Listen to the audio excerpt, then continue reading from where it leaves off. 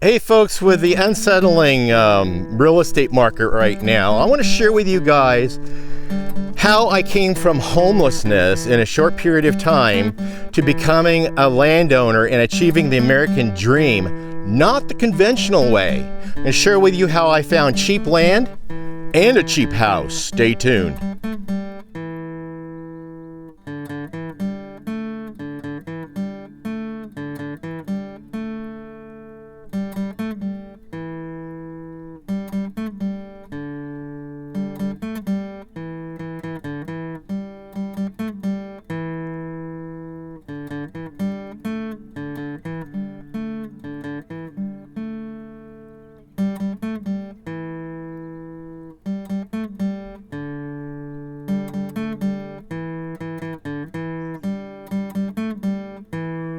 Hello, welcome back to Pine Meadows Hobby Farm. I'm your host, Jerry Hansen. We first set foot on this property 10 years ago. What happened is, as I was driving up the road, I had known the gentleman that used to reside here. He lived in a single-wide mobile home that was on the place, but I noticed there was a gate across the driveway. There was weeds growing up over the driveway, as you see here, and I noticed that the roof was caved in on the mobile structure, and I started wondering, what's going on? And I have been looking for property to park my manufactured home on. Now, about 2 years prior to us finding this property, I'm going to share a story with you and how I found this house for cheap. A friend of mine that I worked with came up to me and asked me if she wanted to buy her house. Her and her husband just got married and they wanted to build their dream home on this farm that they purchased about 6 miles down the road. She asked me if I wanted to buy it. I said, sure, I'll buy it. She sold it to me for $10,000, but I didn't have the cash right away. What I had to do was be creative to come up with cash, so I used my Ford Thunderbird title to get security because, mind you, we just came out of homelessness and we were living on this farm rent-free, and I was caretaker of the farm down the road, but we were trying to build up the credit. Credit wasn't sufficient enough to go out and just get a $10,000 cash to pay for it. So I worked out a deal with a lady. I was able to secure a loan from a bank. Since I had weak credit, the bank required some kind of security until I was able to pay it down or pay it off. Well, what happened was I gave the lady $3,000. That's all I got from the car. Gave her $3,000 down. I paid $300 a month for 9 months, and then we came into a cash windfall. Once we got that windfall, we were able to pay the house off. Yes, that's how I bought the house in 9 months. We also paid the loan off from the finance company. I was able to secure that loan through, and we built our credit. So we paid that off early. Now, the house was sitting stored at the farm where I was living and being a caretaker of. In the meantime, I was looking for property, and this property sits 1 mile down the road from the place I was caretaker of. I inquired about the property. Come to find out, I used Google. Yep. I Googled the site through a map, tried to locate an address. There was no mailbox, there was no address posted, so I didn't know what the address was. So in our region, it's not effective in every region, but in our region, in our county, you can actually put the cursor from your Google Maps, and then you can amplify the map down to where you see property lines. Then you place your cursor right in the middle of that property, and you can right click and it'll ask what's here, and it gives you a street address, a physical address. So I was able to take that address, plug it into Google, and Google came up with 2 results. One result was the gentleman who had lived here had passed away 4 years earlier. I didn't know he had passed away. But since he had the property paid off, he had no heirs. He was not married, didn't have any kids. And since for those 4 years, nobody was alive to pay the property taxes, the county came in and took possession of the land because of unpaid taxes. They do that. That's what they do. So anyway, they offered it up for auction. That's the second item I saw on the Google list. And I went and called the county and asked if this property is still for sale, because the listing of the auction had just passed 3 months earlier. And the gal said, yes, it's still available. Nobody bid on it. Because of the state, you see in this picture right here what the land looked like. Destroyed mobile home, junk car sitting around, an old junk motor home, and garbage everywhere. So that dissuaded anybody from even wanting to put in the time and effort. I looked at it and it's just like, I saw the potential. My wife and I came over here, we saw it. We looked over the land, we found where the well was, the power was here, water was in, septic was in, phone was in, so all the infrastructure was in, and we had a home 1 mile down the road that we could easily relocate on the property. Boom. So again, I didn't have any money in my pocket, so what the county offered, and this is what you guys can look for, it's not available everywhere. You just have to be creative and look to find out if these places are available in your area. Is you look for over the bid counters or over the counter sales. Over the counter sales, you type that in and you can see what localities have that available. So since it didn't sell at auction, I got to purchase it through an over-the-counter sale at minimum bid price. So I bought the property. It's almost 6 acres. I bought it it sold for $60,000 at minimum bid price, but it's worth 3 times that. So their terms were $6,000 down and $486.86 a month, where the county, I signed a contract with the county, they're carrying the note. It's a promissory note to pay. They're carrying the note for 20 years. So I overpay every month, so I'm getting this thing paid off. And by the way, this month marks 10 years we've been on this land.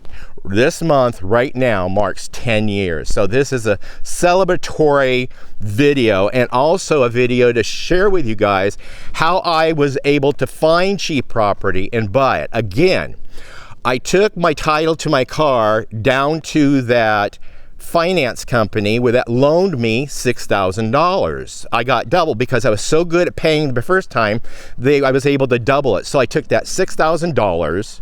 Again, I had no money in my bank account, but I did have a job. And then I took it down to the county. I gave the $6,000 down with the signed contract. It got its approval. We got it notarized.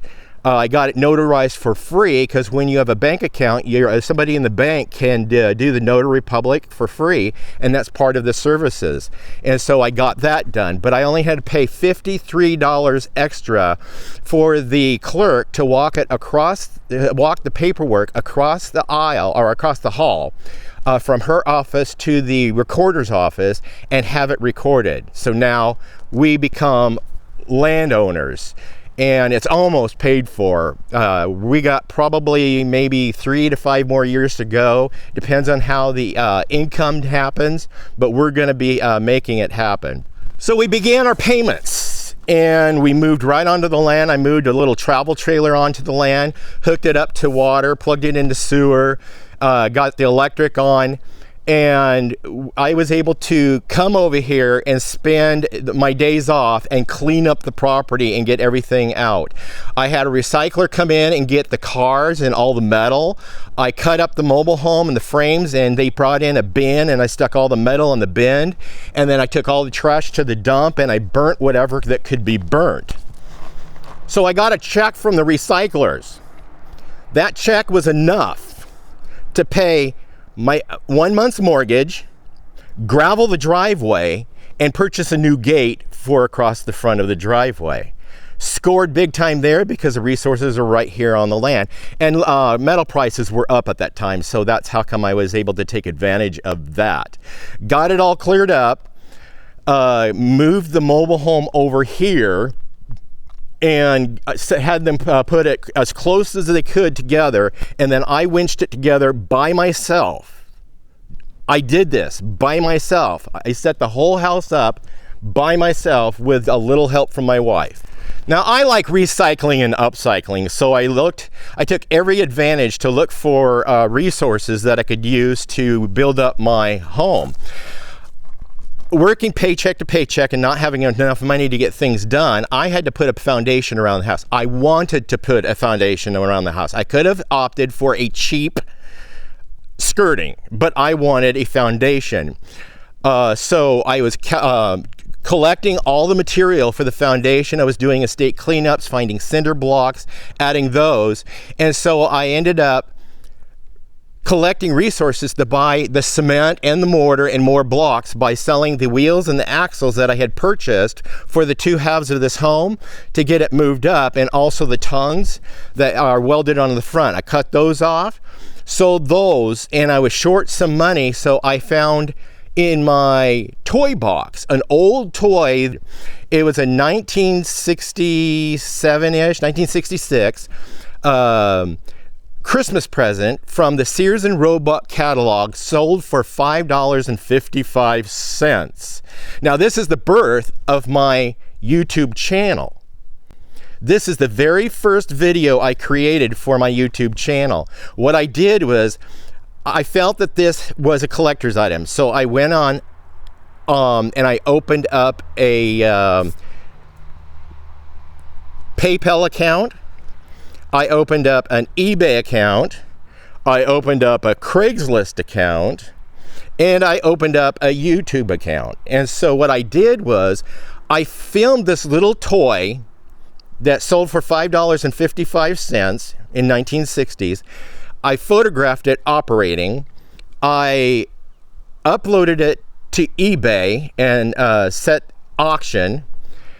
And then I listed it for sale, advertising it on Craigslist, but not just any Craigslist. I listed it in Rome, Italy, Paris, France, Miami, New York, Seattle, Portland, Dallas, Fort Worth. These are cities where investors would live. These are places where people who had liquid assets, who had money, who like to collect things, and that's what my target audience was.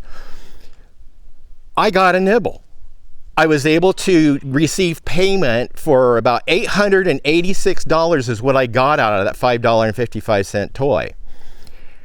Had them pay pay me through PayPal.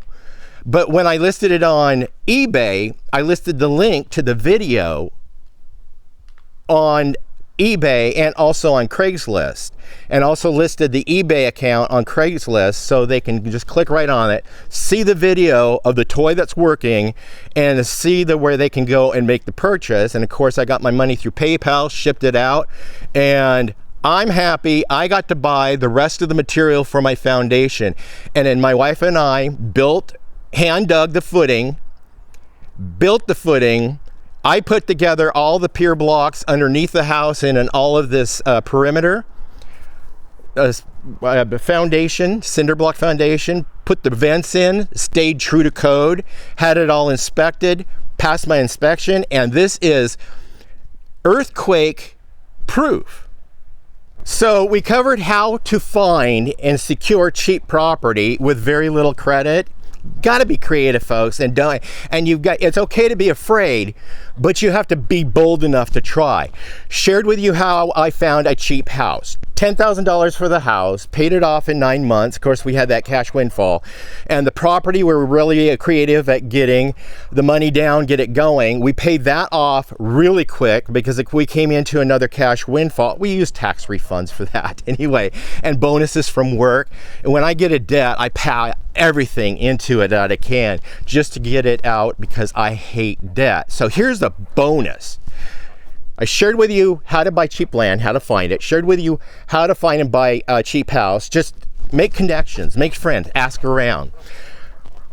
I'm going to share with you how I built my homestead for free or cheap. All these buildings I built from recycled, repurposed material, or I would raise livestock, sell them, take the money from the livestock, buy feed, and buy materials to build my my farm. Now, I had been stockpiling material at the other place because I've been doing cleanups and stuff, and I resourced all this material. So the first 2 buildings I built on the homestead or on the farm before we even moved the house over was the chicken coop and the barn.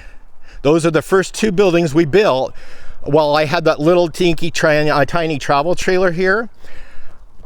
I kept myself busy, and I was creating a home and also fulfilling the American dream for my family and myself. Then I sold a bunch of livestock, rabbits, and kept selling them, goats, and then I bought material to build the bunny bungalow. I have rabbits in there. We raise rabbits. We're getting ready to cull a bunch of rabbits this weekend. My son and my daughter will be jumping in and helping us. The turkey house, formerly known as the Quack Shack, was all material that was left behind or donated. I had a contractor friend that would change out windows, and instead of hauling them to the dump, he gifted me with a bunch of sliding glass doors. So I resourced the sliding glass doors for the front, had this clear corrugated roofing material that I resourced for free, and then the plywood sheets. These are 4-foot by 10-foot long plywood sheets that were left behind from a reality show that we later filmed about 4 years ago. We were in a couple episodes on Discovery Channel and Animal Planet's Homestead Rescue, Honey, I Torched the Homestead, and Savage Wilderness. And I think we're in a clip of one of their specials, Homestead Hacks. Anyway, built this. It's shelter for the turkeys now. So I'm raising Naragansette turkeys. What's beautiful about this farm, it came complete with a pond. So I love ducks, so I have ducks and geese here. So the pond was, that was a bonus. Built the well house, all out of recycled, repurposed material, and all of my buildings have metal roofing, some of which I painted green because I like the theme colors of the classic red and then the hunter or forest green on the roofs. So I paid $999 for the big tank cistern for fire suppression, and also in case power grid goes down, I can drain water from that tank, feed the water the livestock, and have water supply to the house for a couple of weeks until I get a generator hooked up to the well to pump water into that to refill it. So I do these estate cleanups and I get all kinds of resources. I have a big stock of resources you see right now. I'm condensing all my resources here. Hopefully I'll get enough money to put together some racks so I can organize this into a cohesive, organized pile with fencing, fence posts, building materials, roofing materials, because I'm still stockpiling. But with estate cleanups, I end up with free stuff. I've got a pickup for free. I got a car for free. I've got a fifth wheel for free. I got a travel trailer for free. Got a couple of boats for free. I even got this tractor given to me. Now, when the lady gave me the tractor, I literally cried. So the tractor needed a house once I took possession of the tractor and all the implements. It comes with this disc harrow, comes with a plow, comes with a brush deck, and then over here there's a rear scraper blade. So while I was doing that major cleanup, it was actually 3 estates in one. I was doing that major cleanup. You guys can follow that on my treasure hunting series. I'll leave a post so you guys can click on it. And then I received as a gift one of these canvas covered portable carports that was able to store everything in, but the canvas rotted off as they do in a couple of years. I didn't want to let that frame go to waste, so I went and took some revenue I had bought the metal and the wood to make frame the front door, and it also put metal on the roof and the sides, and rehabituated that frame of a portable carport, making it more durable and sturdy. And now it contains my tractor, along with some other things that I have that I collected from estate cleanups. And I end up gifting a lot away because I ended up with 2 tractors and double all the implements. So I just paid it forward and gifted it all to somebody else. Turning the attention to the house, we ended up with a brand new roof courtesy of Marty Rainey and his family on Discovery Channel when they were filming our episode. They put a green metal roof on it to help deflect or protect the house against nearby wildfires, which we average probably 3 a year. Every year for the past several years I've lived up here. Another bonus is, like I mentioned earlier, I had a contractor friend that gave me a bunch of windows, and I had the windows stockpiled out here, and Discovery Channel, Misty Rainey, saw all my windows and decided she's gonna build me this epic greenhouse. So now we've got this greenhouse that didn't cost me a cent. So that's how we did it free. That's how I bought cheap land. That's how I got a cheap house. I put it together myself, saving a load of cash. Was able to resource even the timbers here in my raised beds, because some of that stuff I get free from an estate cleanup, I was able to gift them to another homesteader friend of mine, Steve Davis.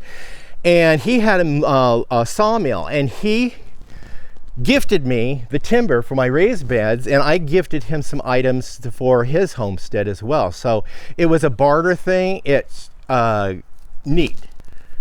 So that's all of it in a nutshell, how I was able to come from homelessness to homestead in a short period of time. And this is our 10th year anniversary for being on this farm. It's a wonderful feeling. Take advantage of those programs that you guys can find, and look what's specific to your area. These programs are not available everywhere. I will leave links down below. Check out those links. I did a lot of videos helping people out on trying to do the same thing or something like this. I'm your host, Jerry Hansen. This is Pine Meadows Hobby Farm. Please stay tuned to more videos. You could do that by subscribing and clicking that bell icon. That alerts you to new videos as I upload them. Give us a thumbs up, leave a comment, leave a compliment if you will. Remember, be safe, always be kind. We'll see you guys in my next episode. Bye-bye now.